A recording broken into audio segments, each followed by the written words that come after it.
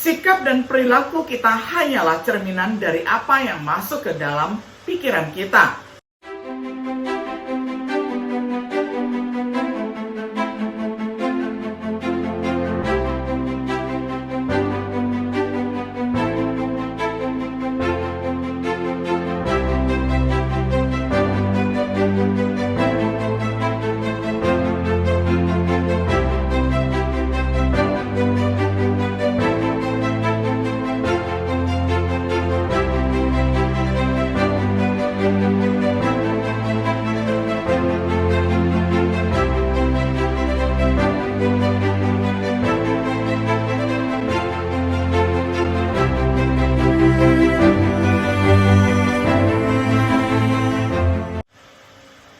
Shalom sahabat Biblika yang dikasihi oleh Tuhan. Senang sekali kita dapat berjumpa kembali di dalam acara refleksi sahabat Biblika. Pada hari ini kita tiba pada episode yang ke-12 di dalam serial pembahasan Kitab Roma dengan tema Transformasi. Kita akan membaca firman Tuhan dari Kitab Roma pasal 12 ayat pertama hingga ayatnya yang kedua. Saya akan bacakan untuk kita semuanya di dalam terjemahan sederhana Indonesia. Berdasarkan semua yang sudah saya jelaskan sebelumnya tentang berbagai cara Allah berbaik hati kepada kita, maka sudah sepantasnya kita membalas kebaikan hatinya itu. Janganlah lagi kamu mengikuti cara hidup berdosa yang sudah menjadi kebiasaan orang-orang duniawi. Tetapi hendaklah kamu mengambil keputusan seperti ini. Ya Tuhan, aku mempersembahkan tubuhku sebagai kurban bagimu. Walaupun sebenarnya kamu masih hidup. Keputusan seperti itu merupakan persembahan yang suci dan menyenangkan hati Tuhan. Lalu dia akan memperbarui pikiranmu masing-masing, sehingga kamu bisa mengetahui apa kehendaknya bagimu dan apa yang terbaik dalam setiap keadaan. Maksud saya, kamu semua dimampukan supaya bisa mengerti dan memilih apa yang baik, yang paling tepat, dan yang menyenangkan hati Tuhan. Sampai demikian jauh pembacaan firman Tuhan dari Roma 12 ayat pertama hingga ayatnya yang kedua. Sahabat Biblika yang dikasihi oleh Tuhan, dalam Roma 12 ayat pertama hingga ayat yang kedua, saya juga akan bacakan di dalam terjemahan baru. Paulus menulis, "Karena itu saudara-saudara, demi kemurahan Allah, aku menasihatkan kamu supaya kamu mempersembahkan tubuhmu sebagai persembahan yang hidup, yang kudus dan yang berkenan kepada Allah. Itu adalah ibadahmu yang sejati. Janganlah kamu menjadi serupa dengan dunia ini, tetapi berubahlah oleh pembaruan budimu, sehingga kamu dapat membedakan manakah kehendak Allah, apa yang baik, yang berkenan kepada Allah, dan yang sempurna." Dari teks ini, beberapa pertanyaan muncul di benak. Apa artinya diubah? Apa tujuan transformasi? Apa yang seharusnya memotivasi kita untuk menjalani transformasi? Apa yang dilakukan seseorang untuk mengalami transformasi? Dimulai dengan pertanyaan pertama, apa artinya diubah? Mari kita perhatikan. Definisi transformasi, kata Yunaninya adalah metamorphoo. Artinya berubah menjadi bentuk lain. Dari situlah muncul kata metamorfosis, digunakan untuk menggambarkan perubahan bentuk. Misalnya ketika ulat menjadi kupu-kupu.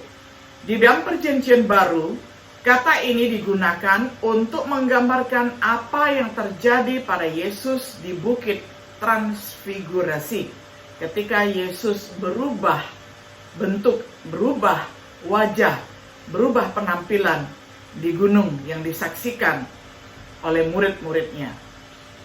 Konsepnya, gagasan yang diperintahkan oleh Paulus adalah orang Kristen harus mengalami perubahan total yang di bawah kuasa Allah, akan menemukan ekspresi dalam karakter dan perilaku, yaitu kita yang bagaikan ulat akan menjadi kupu-kupu.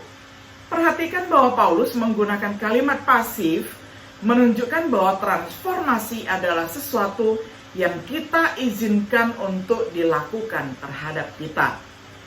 bukan sesuatu yang kita lakukan dengan kekuatan kita sendiri.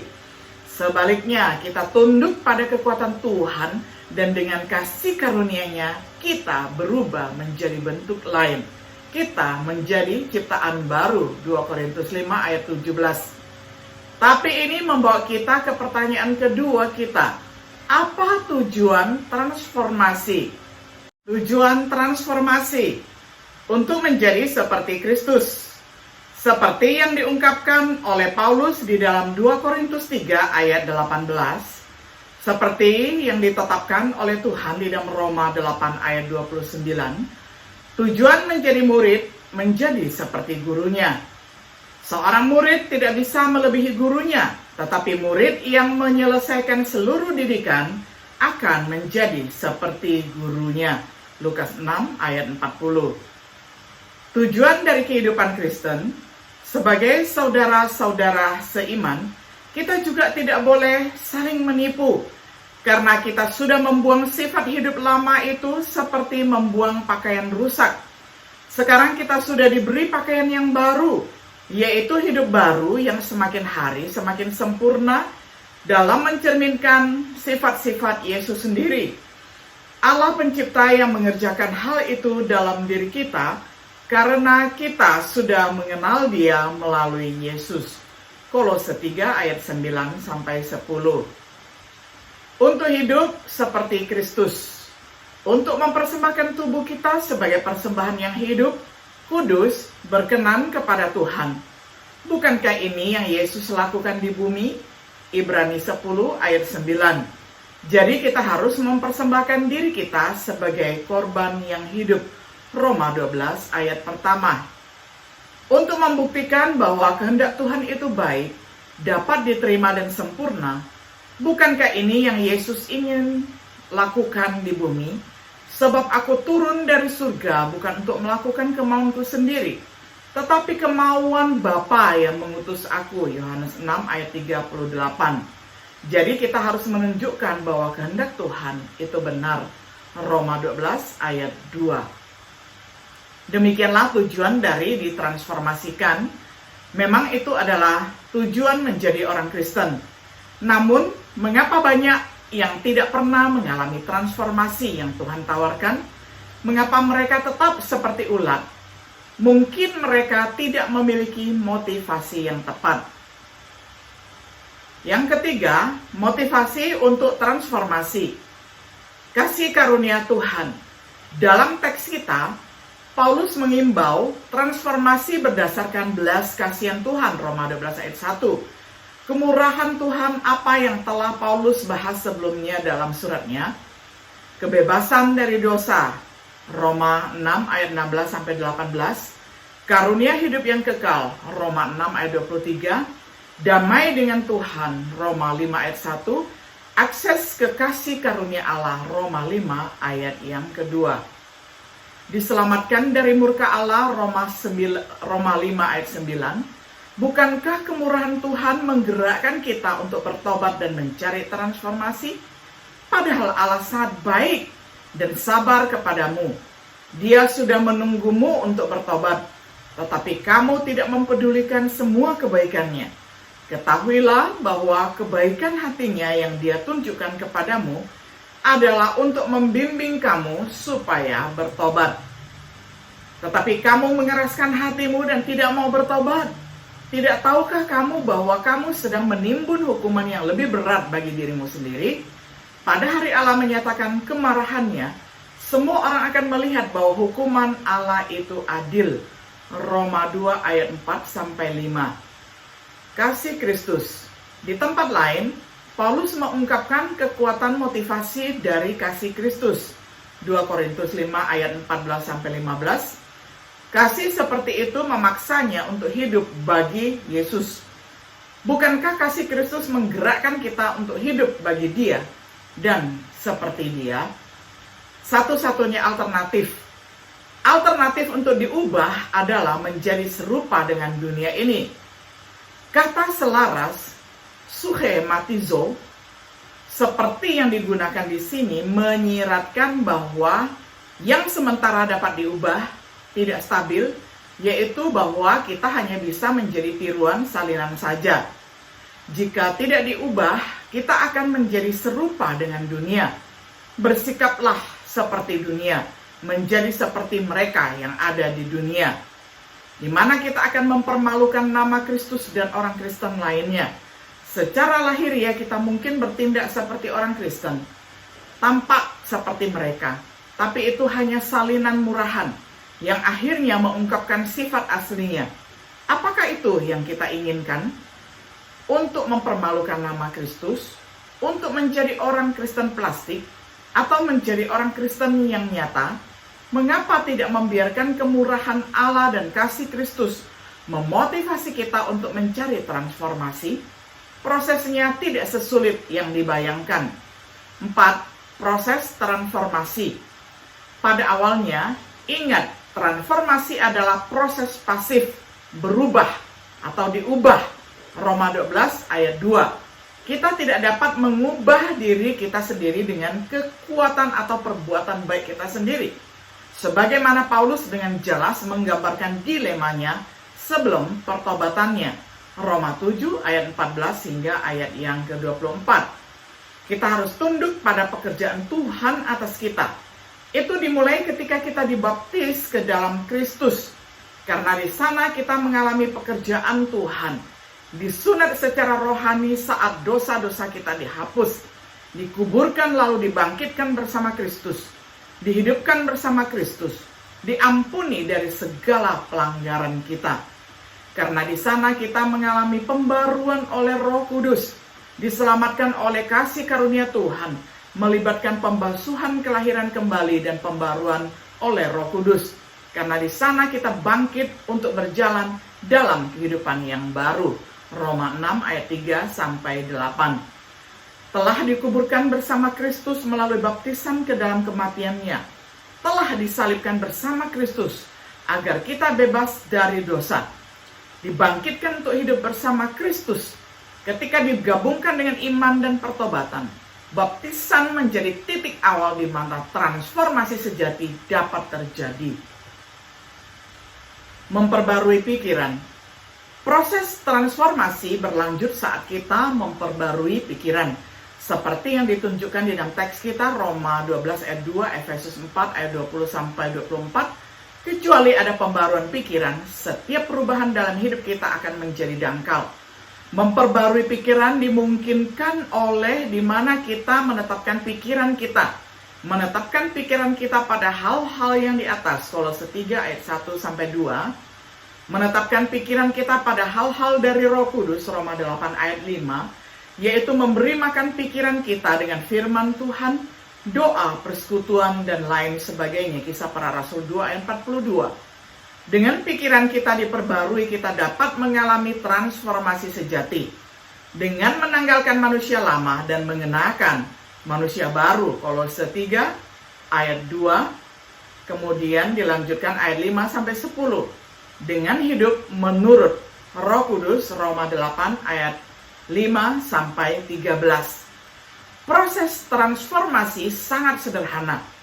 Tetapkan pikiran kita pada hal-hal di atas untuk memperbarui pikiran kita. Misalnya merenungkan Tuhan dan merenungkan firman-Nya. Jaga pikiran kita dalam komunikasi dengan Tuhan melalui doa. Libatkan pikiran kita dalam ibadah spiritual melalui sering berkumpul dengan saudara seiman. Pusatkan pikiran kita pada Yesus melalui perjamuan Tuhan dan pikiran kita secara bertahap akan diperbarui.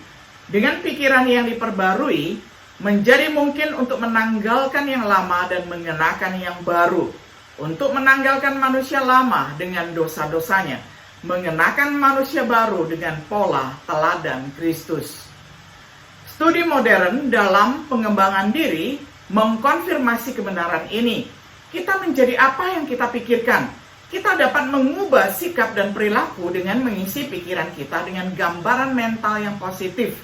Dalam upaya kita tidak sendirian. Tuhan sedang bekerja bersama kita. Apa yang menghalangi banyak orang Kristen? Jika begitu mudah, mengapa banyak orang Kristen tetap menjadi ulat Apakah mereka tidak dilahirkan kembali pada saat pembaptisan mereka? Jawabannya adalah iya. Apakah mereka tidak memiliki janji pertolongan Tuhan? Jawabannya adalah iya. Masalahnya, kemungkinan adalah kegagalan untuk memperbarui pikiran. Bisakah pikiran diperbarui dengan diet kelaparan? Misalnya pelajaran Alkitab yang tidak teratur. Bisakah pikiran diperbarui dengan diet junk food? Misalnya nonton film dan novel sampah. Mengapa banyak orang Kristen tidak mengalami transformasi? Mereka menjadi apa yang mereka pikirkan, dan banyak dari apa yang mereka pikirkan tidak menjadi. Mereka menghabiskan lebih banyak waktu untuk melihat hal-hal dari iblis daripada membaca hal-hal dari roh. Sikap dan perilaku kita hanyalah cerminan dari apa yang masuk ke dalam pikiran kita. Simpulan, kita telah dipanggil untuk berubah menjadi gambar Kristus. Kita memiliki semua motivasi yang kita butuhkan, yakni rahmat Tuhan dan kasih Kristus. Kita memiliki kesempatan untuk memulai lagi dengan kelahiran kembali. Kita harus membiarkan pikiran kita diperbarui dengan mengarahkannya pada hal-hal di atas. Apakah kita tunduk pada operasi otak oleh tabib agung? Tuhan ingin memberi kita makeover yang lengkap. Dia telah menyediakan sarana ataupun darah Yesus untuk menghilangkan cacat dosa. Dia menyediakan alat, yakni pendalaman Alkitab, doa, persekutuan untuk membentuk pribadi kita yang baru. Apakah kita memanfaatkan kemurahan Tuhan dengan baik? Dalam terang kasih karunia Allah yang luar biasa, inilah pelayanan kita yang masuk akal. Tidakkah kita akan membuktikan kepada dunia bahwa kehendak Tuhan itu baik, dapat diterima, dan sempurna? Sahabat Biblika yang dikasihi oleh Tuhan, kiranya setiap diri kita menjadi transformator ataupun hidup kita diubahkan.